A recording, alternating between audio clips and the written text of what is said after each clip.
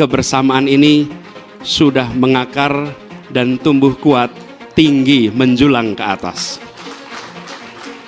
Apalagi kebersamaan itu dipupuk melalui masa-masa perjuangan yang tidak bisa dibilang mudah. Pada masa itu kalau kita ingat, mungkin Pak Presiden juga ingat, pada masa itu hampir semua survei meletakkan yang diamanati oleh PKS ini selalu nomor 3 di survei manapun pada waktu itu. Tetapi itu tidak membuat ciut, bahkan PKS dan seluruh kadernya menjadi makin bersemangat dalam perjuangan pada masa itu. Semangatnya berlipat, bara perjuangan membara, kerja keras. Akhirnya kemudian kerja besar itu atas pertolongan Allah, atas izin Allah diantarkan pada kemenangan di Jakarta. Survei-survei yang semula menempatkan nomor 3 tak lagi muncul di permukaan. Maaf ini, saya dapat laporan ya, yang ganggu-ganggu Anies Rashid Baswedan untuk silaturahmi ke daerah-daerah itu juga operasi intelijen. Ya, memanfaatkan mungkin orang-orang daerah diprovokasi untuk bikin spanduk atau untuk demo dan segala macam.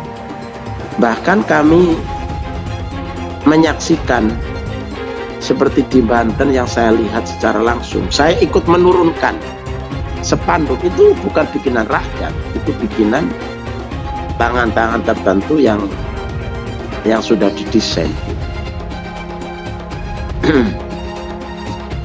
Jadi kita prihatin punya badan intelijen negara yang sudah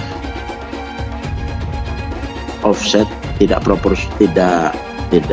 profesional ya, tidak melakukan tugas fungsinya secara benar dan baik. Jangan-jangan Anies yang membawa pikiran-pikiran besar Bung Karno ini menjadi lebih terrealistis. Jangan, kita hidup dalam politik yang gembira saja. Toh satu partai tidak cukup membereskan Indonesia Raya yang sebesar ini.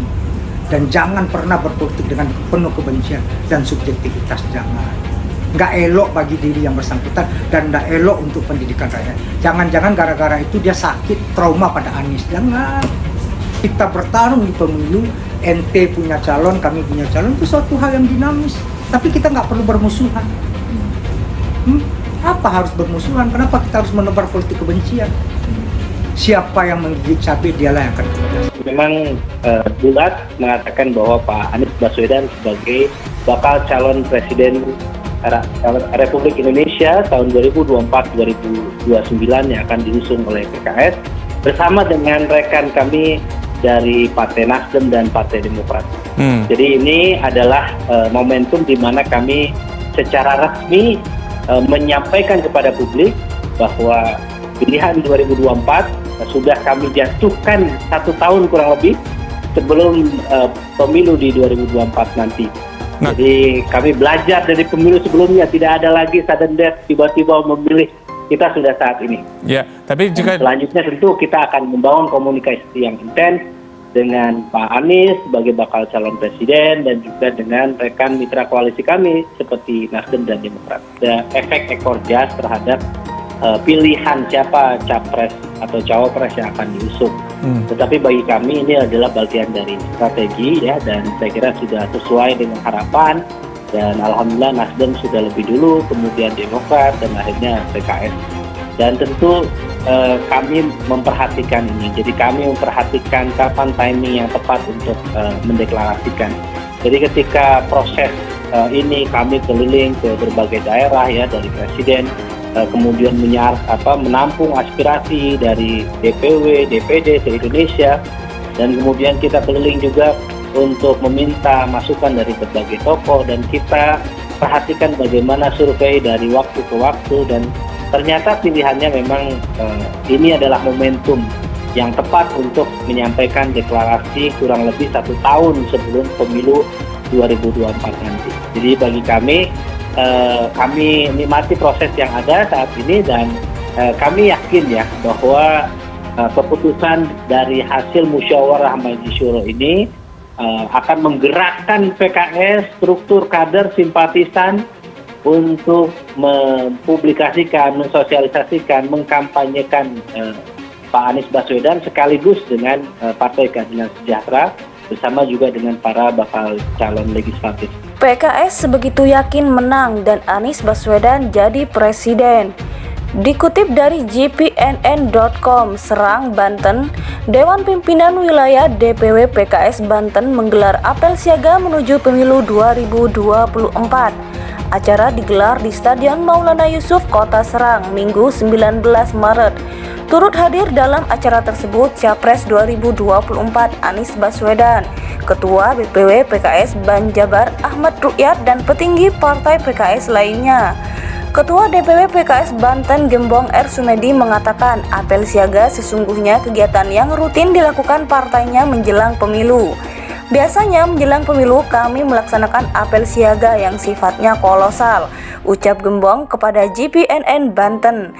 Gembong membeberkan sekitar 10.000 kader PKS Banten hadir di lapangan Stadion Maulana Yusuf, Kota Serang. Kami ingin mengetahui bahwa apel siaga ini adalah untuk memastikan kemenangan PKS pada pemilu 2024, ujarnya. Dia mengungkapkan kedatangan Anies Baswedan pada apel siaga mengobati rasa keingintahuan antara kedekatan kader PKS serta warga Banten. Mudah-mudahan PKS menang dan Pak Anies Baswedan menjadi presiden 2024, insya Allah, ujarnya. Dia menegaskan pemilu sudah di depan mata, maka dari itu telah dimulai semua kesiapan untuk bisa memastikan kemenangan. Sekarang menjadi saksi betapa semangat kalian semuanya. Kader relawan itu memberikan keyakinan kepada kami bahwa PKS akan menang di pemilu 2024, jelas dia. Ketua DPW PKS Banten Gembong R. Sumedi mengatakan apel siaga sesungguhnya kegiatan yang rutin dilakukan partainya menjelang pemilu.